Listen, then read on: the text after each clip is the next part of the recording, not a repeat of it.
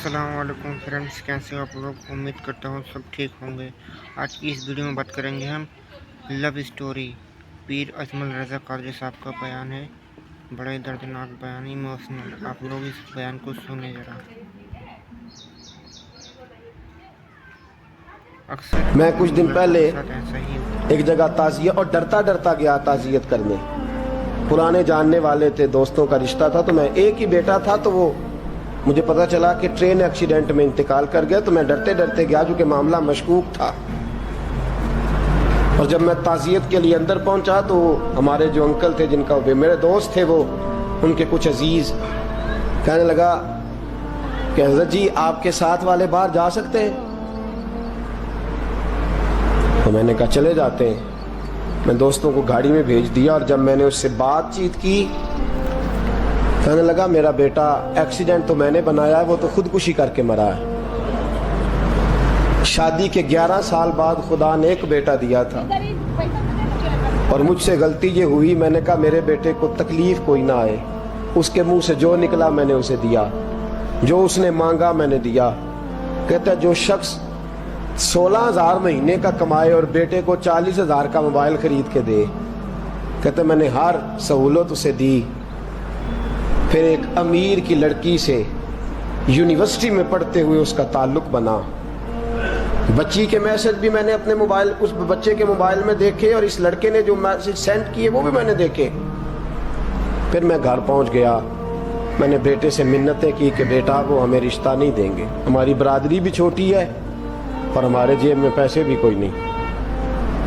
फिर मैं उनके घर गया, बेटा ना माना, और मैंने उस शख्स को बुला के कहा तेरी बेटी के मैसेज है, खुदा रा ख्याल कर, और तेरे तो 7 बच्चे हैं, मेरी गोद में तो एक ही फूल खिला है, मैं किधर जाऊं, ख्याल कर। उसने कहा दोबारा तूने नाम लिया तो ऐसे केस में बाप बेटे को फंसाऊंगा कि सारी जिंदगी निकल नहीं सकोगे।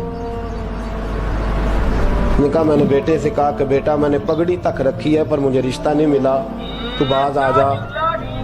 कहने लगा 3 रातें मेरा बेटा सोया नहीं, और मुझे कहने लगा हजरत जी वो 4थी रात सोया है तो दोबारा उठा नहीं, तो दोबारा उठा नहीं। मुझे कहने लगा मुझे इजाजत दो कि मैं इस बेटी को भी कत्ल कर दूं और इसका बाप भी कत्ल कर दूं, मेरा तो घर उजड़ गया ना।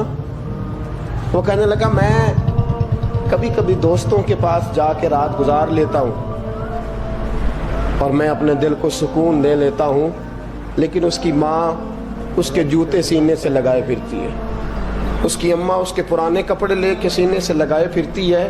कहने लगा हजरत जी कोई कोशिश करो, कोई दुआ करो कि अल्लाह मेहरबानियाँ करे। मैं कह तो नहीं सका उनसे, लेकिन मेरे दिल में ख्याल आया कि किसने कहा था कि बच्चा यूनिवर्सिटी में को एजुकेशन में दाखिल कराओ, किसने कहा था कि इसके हाथ में आग का अंगारा दो। मेरे दोस्त आप तेज आंच, तेज आग जला के उसके करीब मक्खन रखो और फिर मक्खन से कहो कि डलना ना, फिर मक्खन से कहो कि पिघलना ना। भाई तेज आग करीब जला दी और तू कहता है पिघलना, ये कैसा मुमकिन है? हो सकता है? बोलिए ना, हो सकता है? लड़का और लड़की इकट्ठे कॉलेज में पढ़े, एक कमरे में रहे, एक छत के नीचे रहे, एक दूसरे को देखे, नाम जाने, फोन नंबर पास हो, और फिर कहना कि तुम इश्क का चक्कर न लड़ाना, कैसे मुमकिन है? और बड़े सियाने बंदे कहते हैं हजरत साहब एतमाद होना चाहिए औलाद पे। मेरे नबी पाक को अपनी बीवियों पे एतमाद नहीं? अब्दुल्ला इब्ने मक्तूम नाबीने से अभी आए हैं तो हुजूर ने फरमाया पर्दा कर लो, हुजूर को एतमाद नहीं? मुस्तफा से पाक घर किसी का हो सकता है? फरमाया पर्दा कर लो, नकाब डालो। सोने वो तो नबीना है, फरमाया तुम्हें तो नजर आता है ना, डालो नकाब। ये एतमाद होना चाहिए। ये कैसा एतमाद है कि तू तेज आग जलाए और मक्खन करीब रख के एतमाद कर? ये कैसा एतमाद है? एक हदीस सुनाने लगा, जिंदगी भर भूलना ना, दिल की तख्ती पे लिखना ये रवायत। तवज्जो है आपकी? जाग रहे हैं? बाहर वालों को मेरी बात की समझ आ रही है? حدیث سنانے لگا ہوں. ابن حجر اسقلانی حدیث لائے ہیں. رسول پاک صلی اللہ علیہ وسلم نے فرمایا جہاں مرد اور عورت اکیلے ہوں وہاں تیسرا شیطان ہوتا ہے. یہ تو پہلے بھی سنے ہوں گے نا اتنے لفظ. اس سے آگے ہیں ابن حجر حدیث کے لفظ لائے. یا رسول اللہ صلی اللہ تعالی علیہ وسلم مرد اور عورت اکیلے ہوں تو تیسرا شیطان ہوتا ہے. حضور نے فرمایا ہاں. عرض کی حضور اگرچہ وہ نیک ہو. جاگ رہے ہیں نا آپ لوگ. اگرچہ وہ جہاں مرد اور عورت اکیلے ہوں وہاں تیسرا شیطان ہوتا ہے. حضور اگر وہ نیک ہو لکھ لو دل کی تختی پر. میرے رسول نے فرمایا اگر عیسیٰ کی ماں مریم بھی ہو اور زکریا کا بیٹا یحییٰ بھی ہو تو میں ان دونوں کو بھی اکیلا بیٹھنے کی اجازت نہیں دے سکتا. فرمایا عیسیٰ کی ماں مریم جو رہی مسجد میں پلی مسجد میں جس کی پاکیزگی کا اعلان قرآن کر رہا ہے. عیسیٰ کی ماں مریم. اور فرمایا یحییٰ صرف نبی نہیں نبی کے بیٹے بھی ہیں. زکریا بن یحییٰ. فرمایا اگر یہ دونوں بھی ہوں ایک نبی ہو اور ایک ولی ہو. مریم اور یحییٰ بھی ہو مریم اور زکریا بھی ہو. فرمایا میں ان کو بھی اکیلے بیٹھنے کی اجازت ہے. تو کس نیکی اور پرہیزگاری کی بات کرتا ہے؟ تو کیسا پیر ہے اس کے پاس تنہائی میں بیٹھ کے بی بی اپنا دکھڑا سنا رہی ہے؟ تو کیسا مفتی ہے؟ اٹھا کے لے جا طریقتیں شریعتیں اور جا کے سنبھال لے اپنے جبہ اور دستار میں.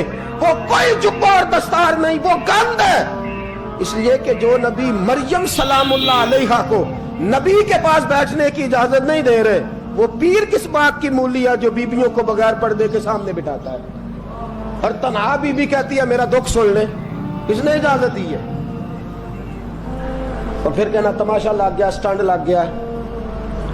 یہ شریعت بیان کر رہا ہوں, رسول اللہ کا فرمان بیان کر رہا ہوں, اور اس سے آگے ہمیں کسی دلیل کی ضرورت بالکل نہیں ہے.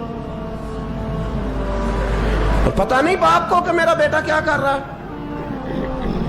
اندھی ہے وہ ماں جس کی بیٹی سارا دن نیٹ پہ بیٹھی رہتی ہے, اس کو خبر نہیں کیا ہو رہا.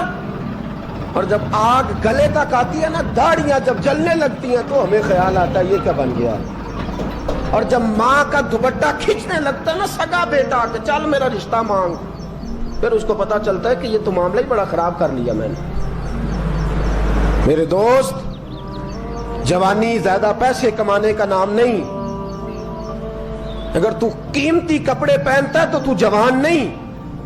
تو 50 کلو وزن بائیں ہاتھ سے اٹھا لیتا تو تو جوان نہیں.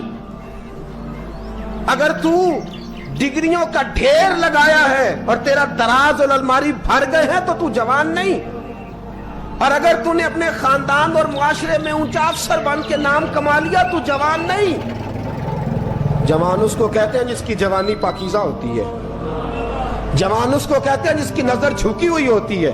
جوان اس کو کہتے ہیں جو حیا کا پتلا ہو. جوان اس کو کہتے ہیں جو شرم کا پیکر ہو. جوان اس کو کہتے ہیں جس کی نظر سے معاشرے کی بہو بیٹیاں بچی ہو. جوان وہ ہوتا ہے, جوان بھی ہو پاکیزہ بھی ہو, جوان وہ ہوتا ہے کہ میرے رسول پاک نے فرمایا صبح قیامت اللہ عرش کے سیدھے جانب جوان کھڑا کرے گا. 30 سال کا جوان, چڑھتی جوانی, خوبصورت آنکھیں, روشن چہرہ, اس کا وجود طاقت والا. نبی آگے بڑھ کے پوچھیں گے یا اللہ یہ کون ہے جو تیرے دائیں جانب کھڑا ہے؟ اللہ فرمائے گا یہ وہ جوان ہے کہ خوبصورت عورت نے اسے کہا تھا میرے ساتھ منہ کالا کر لے, پر اس نے نظر جھکا کے کہا تھا انی اخاف اللہ. نہ بھائی میں تو اپنے اللہ سے ڈرتا ہوں. فرمایا یہ پاک جوانی والا ہے, یہ حاجی نہیں, نمازی نہیں, یہ ولی نہیں, یہ صوفی نہیں, یہ وہ نہیں جو غوث زمان ہو, قطب دورہ ہو, پیر طریقت نہیں, مفتی وقت نہیں. یہ خالی جوان ہے پر پاک جوانی لے کے آیا ہے. یہ خالی جوان ہے پر پاکیزہ جوانی لے کے آیا. یہ خالی جوان ہے پر اس کی نظروں میں حیا بڑی ہے. یہ پاک یہ کیا تماشا لگ گیا عشق کا چکر. اور آج جتنی مصیبتیں کھڑی ہوئی ہیں اس عشق مجازی کے روگ نے کھڑی کر دی ہیں. ہر جوان, ہمارا ایک بچہ تھوڑے دن پہلے ہی اس علاقے کا محمد طیب نام کا شہید ہو گیا. وہ ایک کونے میں رہنے والا, ایک محلے میں ایک چھوٹے سے کونے میں رہنے والا بچہ تھا نا. میرے ساتھ دوست موجود ہیں. صبح سے لے کر ساری رات میں افسوس کرتا رہا میں جنازے میں کیوں نہیں گیا, میں جنازے میں کیوں نہیں گیا. وہ بچہ پاک فوج کا وہ شہادت اختیار کر گیا تو فخر سے سر بلند کر گیا اپنا. لیکن جو بی بی کے لیے ساری رات روتے رہتے ہیں وہ شہید ہو سکیں گے؟ جو ساری رات ٹھنڈ میں کھڑے ہو کے عورت کے ساتھ گفتگو کرتے رہتے اور جو سارا دن دل میں گند رکھتے ہیں بی بی کے لیے, ان کے ہاتھ میں تلوار آئے گی؟ یہ بہو بیٹیوں کی عزتیں بچا سکیں گے؟ عافیہ صدیقیہ جیلوں میں جل گئی امریکہ کی, اور وہ جب بھی خط لکھتی تھی کہتی تھی کوئی محمد بن قاسم نہیں بچا, وہ کہتی تھی کوئی شہاب الدین غوری نہیں بچا. اور وہ جب بھی, اب تو خیر اس کا ذہنی توازن ہی کام کرنا چھوڑ گیا, وہ بی بی جب بھی خط لکھتی تھی نا اہل پاکستان کو تو کہتی تھی پاکستان والوں بتاؤ کیا تمہارے اندر کوئی بھی خالد بن ولید کا ماننے والا نہیں؟